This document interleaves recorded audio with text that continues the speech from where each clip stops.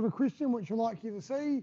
In this case, industrial, so we've got a decent size amount of water, a couple of tons of water, heating it from 12 to 75 degrees, and we're asking how many kilowatt hour units we require.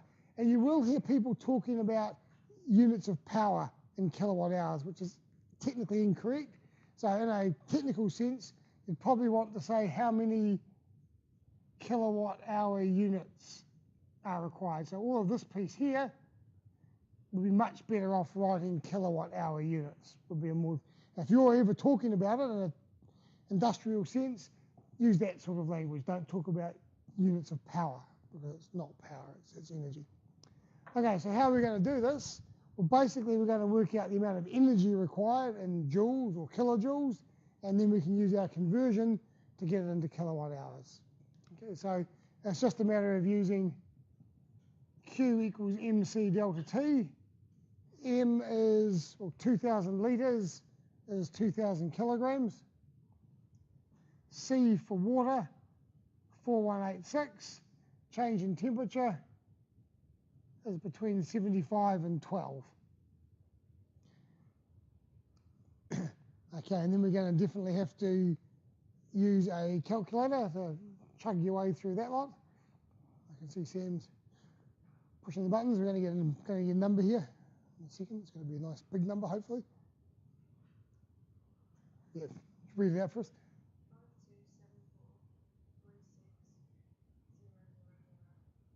527436000. Awesome. And the unit for that's going to be, that's just in joules, isn't it? Yeah, because this number here was in joules per kilogram per Kelvin. So this is just in joules. So let's change that a bit. 527436 kilojoules.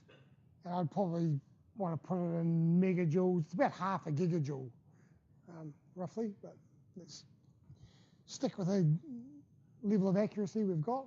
It's probably a little over the top. And now we want to change that into kilowatt hours. So to change kilojoules into kilowatt hours, we can divide that by 3,600. So this equals 527436 divided by 3,600 kilowatt hours, which we're going to get. Someone's going to give us a number on that one. Yep, I got a number from Five Faces. Glenn, what was it? 146.510. Really? You reckon? I mean, that's about 500,000, and that's 3,000, so put the point there. Well, yeah, blame someone else.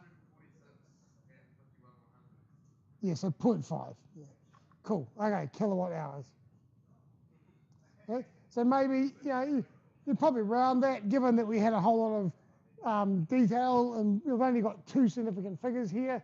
It's probably not fair to give that to 4 significant figures. So let's call that approximately 150 kilowatt hours it's going to take to do that.